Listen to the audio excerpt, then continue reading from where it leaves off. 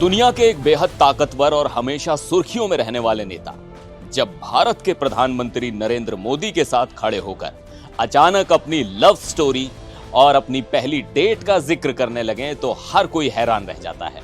और हैरानी तब और बढ़ जाती है जब वो नेता भरी प्रेस कॉन्फ्रेंस में ये कह दे कि वो अपनी निजी जिंदगी के लिए भारत के बहुत बड़े कर्जदार हैं।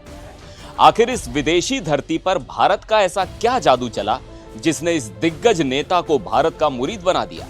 और इस कहानी में टेबल नंबर 8 का क्या रहस्य है? नमस्कार, मैं हूं सिद्धार्थ प्रकाश। इजराइल के प्रधानमंत्री बेंजामिन नेतन्याहू ने कुछ ऐसा कहा है जिसने पूरी दुनिया का ध्यान अपनी तरफ खींच लिया है। प्रधानमंत्री मोदी के इजराइल दौरे पर जब दोनों नेता मीडिया के सामने आए तो कूटनीति और हथियारों की चर्चा के बीच अचानक रोमांस और भारतीय खाने की खुशबू छा गई।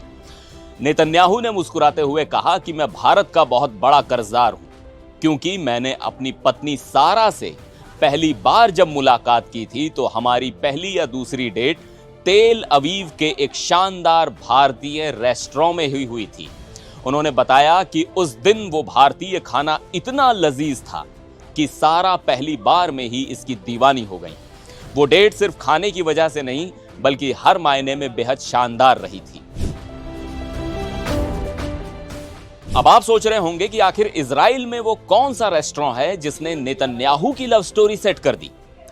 उस मशहूर रेस्टोरेंट का नाम है तंदूरी तेल अवीव और इसे चलाती हैं भारतीय मूल की एक बेहद मशहूर शेफ रीना पुष्करना। रीना को इजराइल में करी क्वीन के नाम से जाना जाता है और वो दोनों देशों के बीच एक कल्चरल एम्बेसडर की तरह है।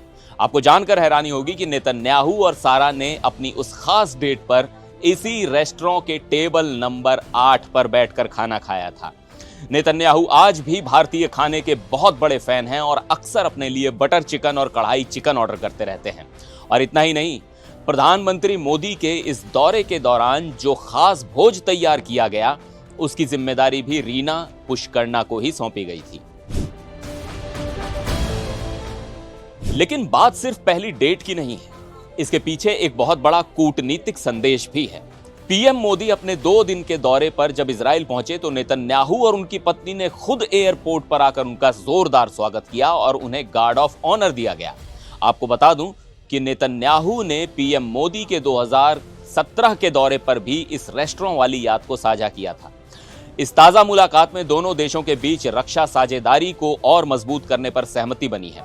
सैन्य हथियारों के जॉइंट प्रोडक्शन और टेक्नोलॉजी ट्रांसफर पर बड़े समझौते हो रहे हैं। इसके साथ ही पीएम मोदी ने साफ किया है कि भारत की सुरक्षा मध्य पूर्व की शांति से जुड़ी है और नई दिल्ली गाजा शांति पहल का पूरी तरह से समर्थन करती है।